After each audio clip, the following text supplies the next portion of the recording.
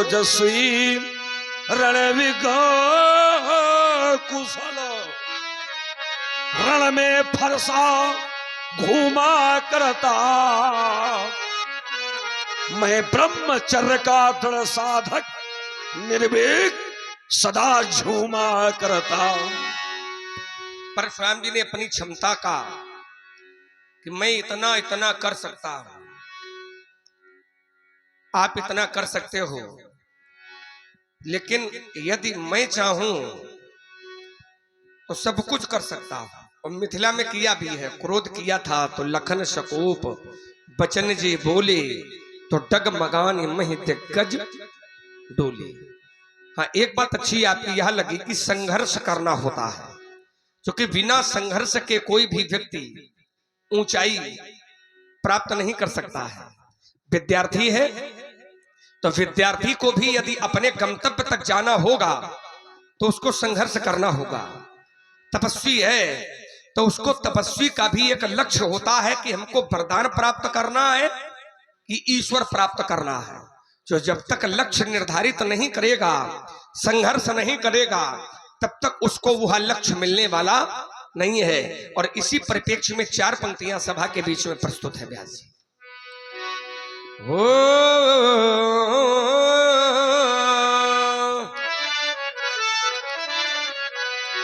संघर्ष जीवन का पर्याय है,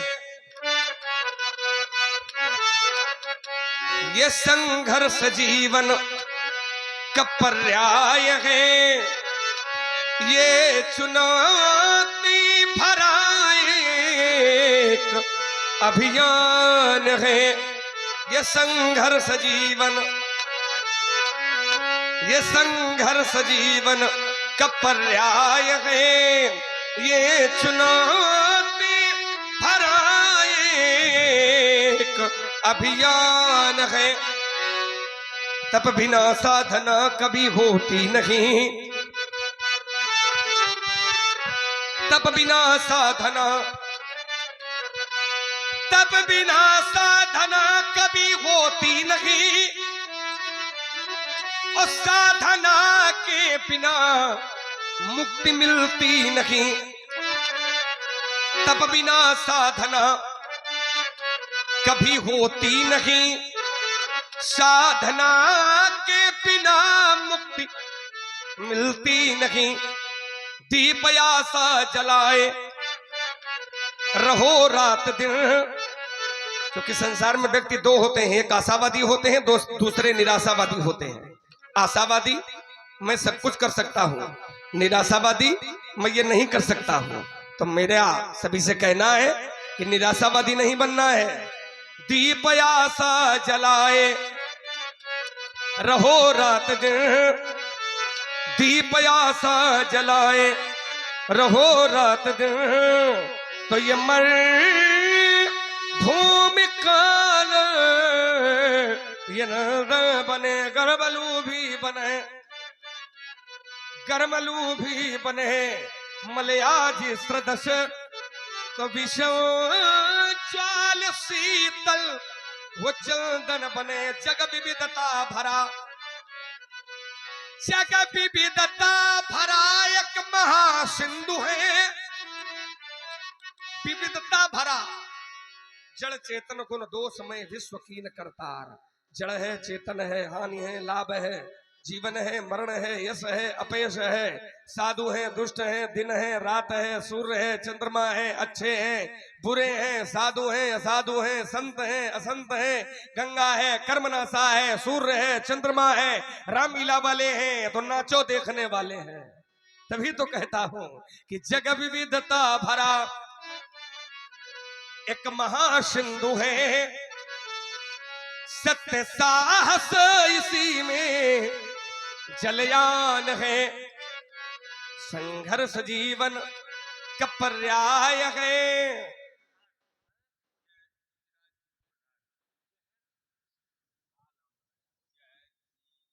जीवन का पर्याय है, ये चुनौती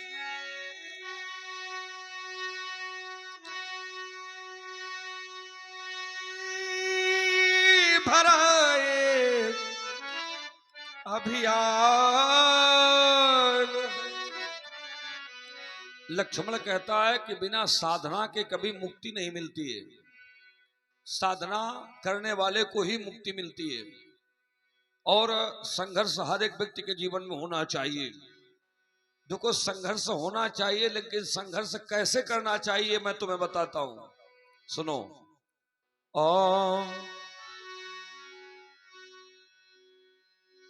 फूलों की सैया को तज कर,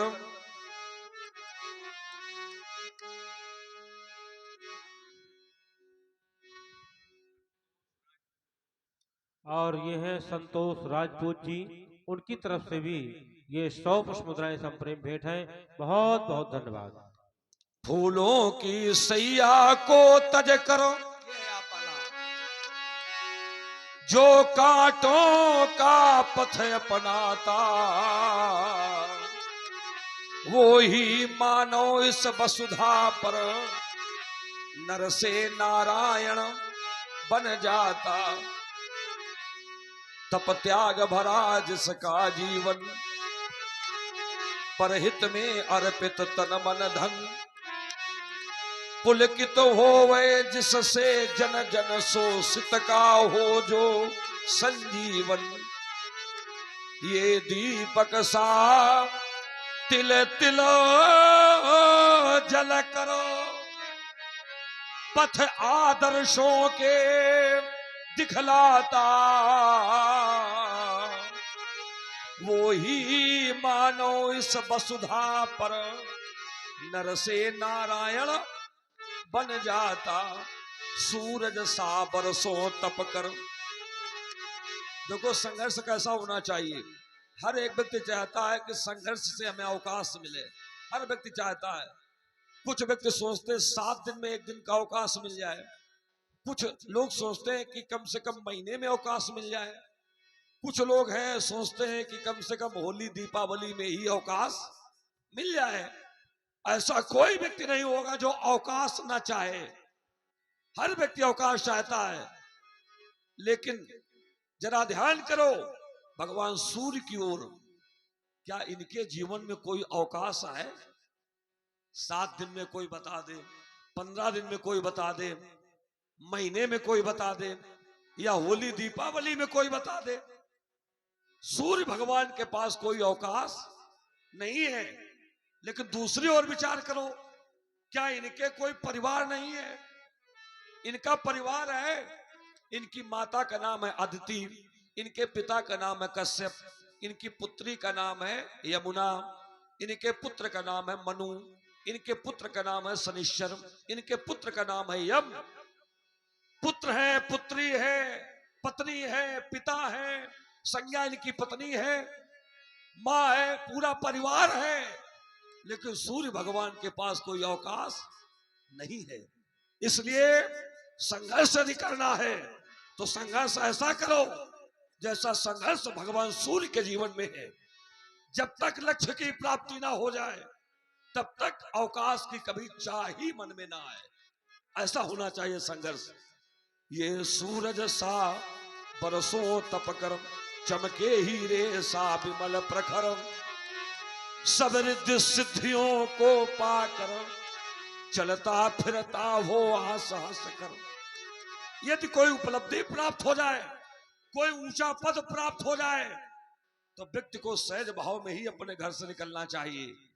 ऐसा भाव ना हो जाए कि सामान्य व्यक्ति आपसे बात करने में डरने लगे। ऐसी ऊंचाई व्यक्ति को कभी अपने जीवन में नहीं अपनानी चाहिए। ये सूरज सा बरसों तप कर, चमके हीरे सा विमल प्रखर, सब रिद्धि सिद्धियों को पाकर चलता फिरता हो हंस हंस कर। हर भाई जिसका संबंधी और हर नारी हो जिसकी माता,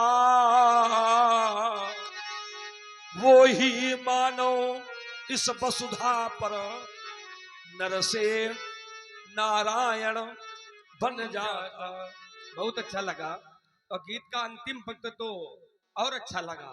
हर भाई जिसका संबंधी, परशुराम जी कह रहे हैं, हर भाई जिसका संबंधी, हर नारी जिसकी हो माता, वो ही मानो इस वसुधा में नर से नारायण बन जाता। हर भाई जिसका संबंधी, जिसका भाई, संसार के प्रत्येक भाई लोग जिसके संबंधी हो जाएं, वो व्यक्ति ईश्वर की तरह पूजा जाता है। अगर भाइयों का संबंध बनाना चाहते हो और गीत पढ़ रहे हो तो फिर तोड़ने वाले से ताल क्यों ठोक रहे हो, उसको भी भाई मानो। अन्यथा हमको लगेगा कि गीत पढ़ना सरल है लेकिन जीवन में उतारना कठिन है। तो गीत पढ़ रहे हो, अच्छा है गीत, लेकिन उस गीत को क्या हो गया,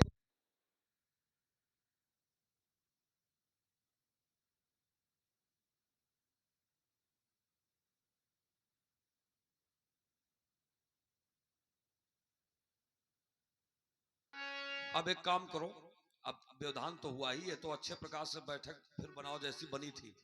क्योंकि अगर बैठक अच्छी नहीं होगी तो फिर मन बनेगा नहीं। वैसे बनाओ सब लोग, और जिसको जगह ना मिले यहाँ मंच पे आके बैठ जाओ ऊपर। तो ज्यादा सही रहेगा। हाँ, यहाँ पास में आके बैठ जाओ इधर। आप लोग तो सुनने वाले हैं, आओ उठ के इधर आओ, हम बुला रहे हैं, इधर आओ सब लोग, चलो आओ सब लोग इधर आओ, यहाँ बैठो आके मंच के ऊपर। अब ठीक है, आओ यहाँ बैठो सब लोग। जहाँ का मुंह करके बैठा हो, जहाँ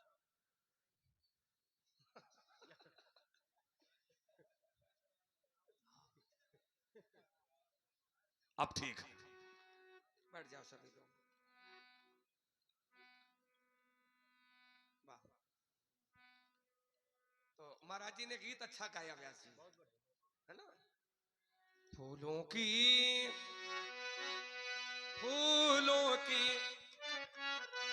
सैया को तजकर, कांटों का पत जो अपनाता, वो ही मानो इस वसुधा पर नर से नारायण बन जाता। हर भाई जिसका संबंधी, अगर ये भावना है तो बहुत अच्छी है, वसुधैव कुटुंबकम। और जहां ये भावना हो कि वसुधैव कुटुंबकम पूरा विश्व मेरा परिवार है, तो फिर कोई दुश्मन नहीं बचता है।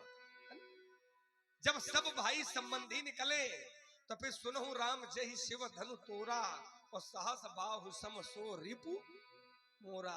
ये ठीक नहीं लगेगा। अगर भाइयों के संबंध बनाना चाहते हो तो अच्छा है, स्वागत है आपका। तो फिर अन्य संबंधों को तुमको तिलांजलि देनी पड़ेगी, तभी गीत अच्छा लगेगा। और नहीं तो लोग कहेंगे कि कहने में और करने में जमीन आसमान का अंतर है? ऐसे लोगों के लिए फिर लोग कहेंगे, ये वाली चौपाई लिखी है कि पर उपदेश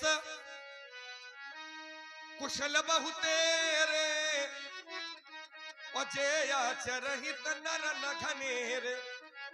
हमसे आप कहते हैं कि ऐसा ऐसा करो, फूलों की सैया। हमारे जीवन को देखो महाराज, उसमें काफी कुछ मैंने उतारा है ये जीवन में। तुम गा रहे हो, हमने उसको चरित्र में उतारा है।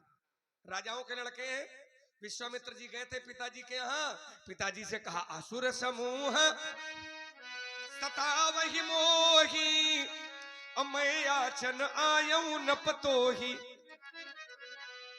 पिताजी ने कहा उठो है राम, जाओ बेटे। कह करके बारंबार तुम्हें याद बुलाता है, दिवाकर चढ़ता जाता है। जागो जागो भारतवासी, लुट रही आज मथुरा काशी, लुट रहा देश का नैतिक बल, हो गया प्रदूषित गंगा जल। गुरु जी के साथ में चले आए। राजाओं का जीवन है, जिस गली से जिस चौराहे से निकलता था, पहले लोग फूल बिछाते थे, इसके बाद में चलते थे। लेकिन आज आप लोगों की सेवा में है, तो जो गा रहे उसको हमने अपने चरित्र में उतारा है। और रही बात वीरता की, तो सबका सुनाओ, हम तो थोड़ा होशियारे रहे हो। हाँ, हम जानते हैं कितने बड़े वीर हो। व्यासी, मैंने देखा है पापों से बोझ वसुंधरा, पापों से बोझिल वसुंधरा, ये पाताल मार्ग जब खोज रखी थी, इन मानवता के वक्षस्थल पर वो दानवता जब लौट रखी थी।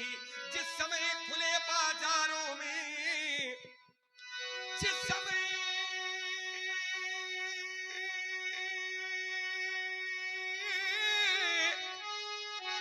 खुले बाजारों में ये कन्याएं बेची जाती थी,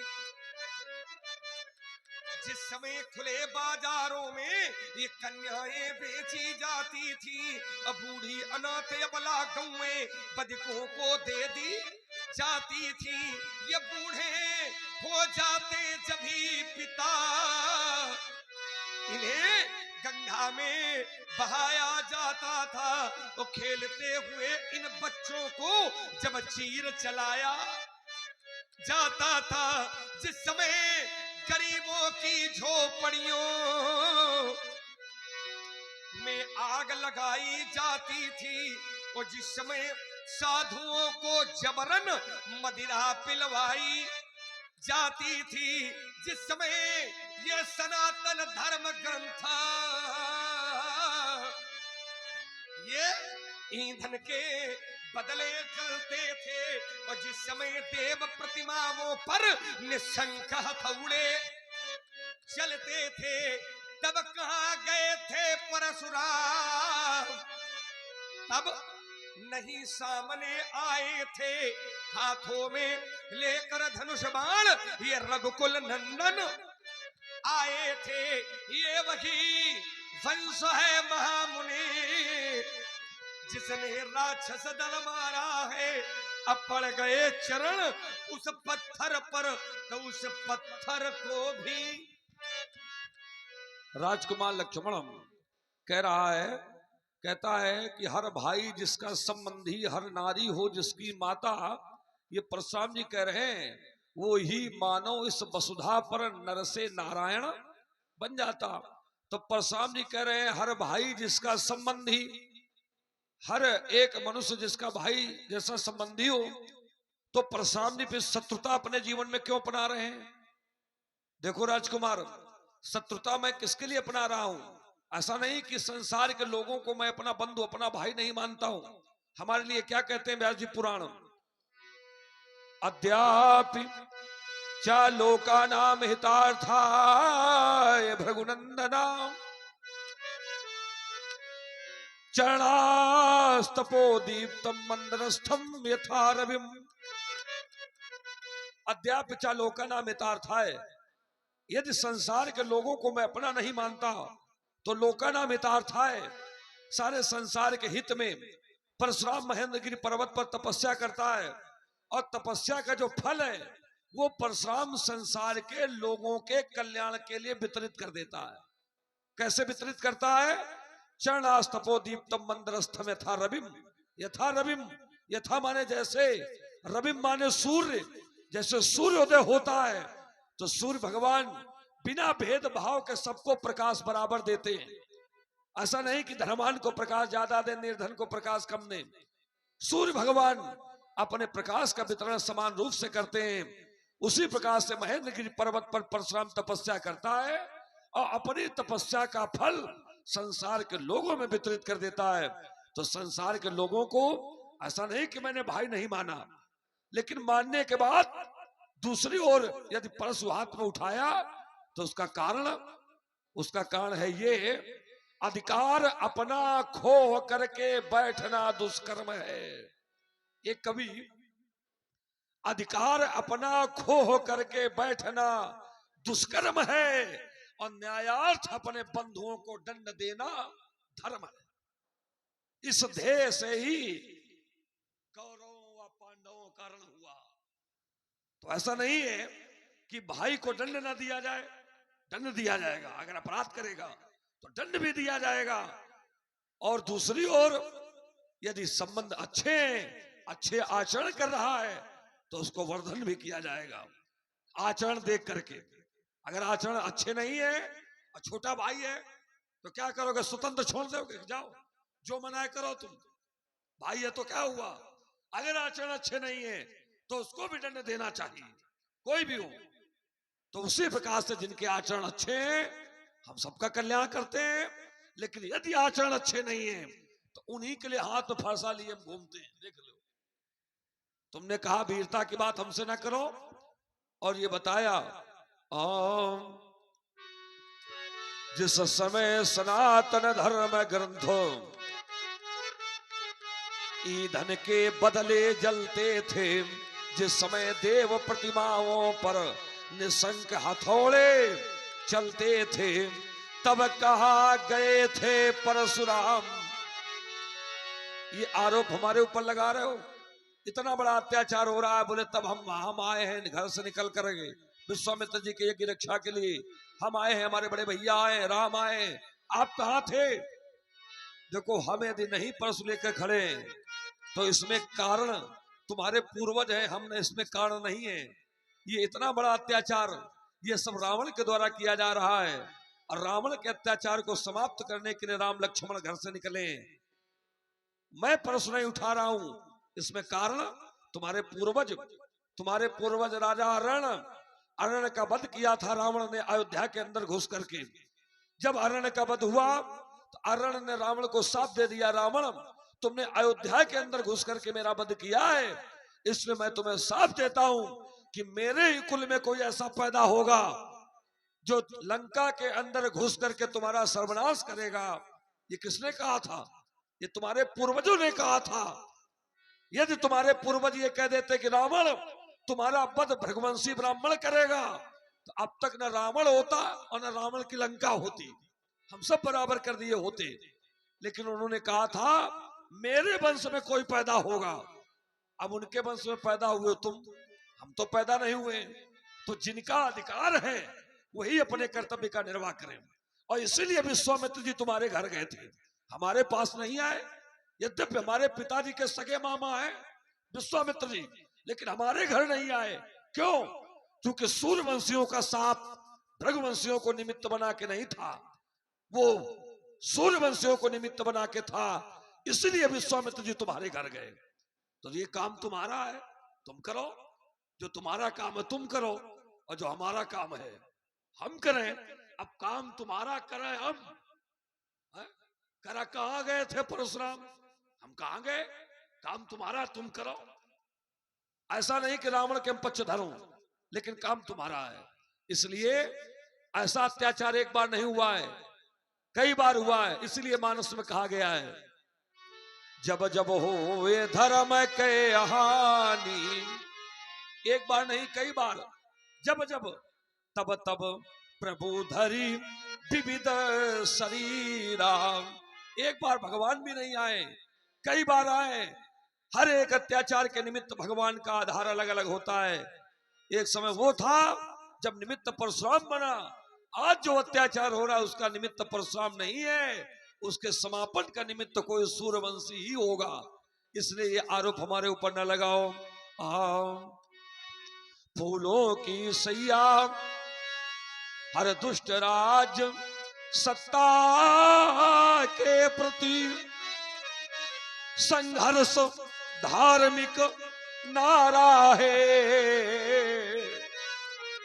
और योगी होकर भी मानो मानवता धर्म हमारा है। मर्यादा की रक्षा करना, मर्यादा की रक्षा करना सब धर्म शास्त्र बतलाते हैं। मर्यादा के रक्षक बनकर भगवान धरा पर आते हैं। मर्यादा की रक्षा करना सब धर्म शास्त्र बतलाते हैं। मर्यादा के रक्षक बनकर भगवान धरा पर आते हैं। जिस दिन मर्यादा का बंधन इस वसुधा से उठ जाएगा, तब कौन किसे फिर मानेगा। जब कोई बंधन नहीं रहे जाएगा, अजगो आरत की मर्यादा। त्रैलोक पूज्य शिव प्यारा है, योगी होकर भी मानव हूं, मानवता धर्म हमारा है। बहुत सुंदर।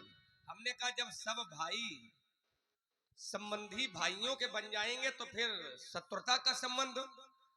तो पंडित जी ने कहा कि मेरा जो प्रेम है वो भाइयों की तरह तो होता है, लेकिन अब जैसे कोई भाई है अगर वो बिगड़ गया है तो न्यायार्थ अपने बंधु को भी दंड देना न्याय है। बिल्कुल सही है, दंड देना न्याय है। तो ये उसने न्याय किया है कि अन्याय किया है, सही किया है या गलत किया है, इसका निर्णय कौन करेगा?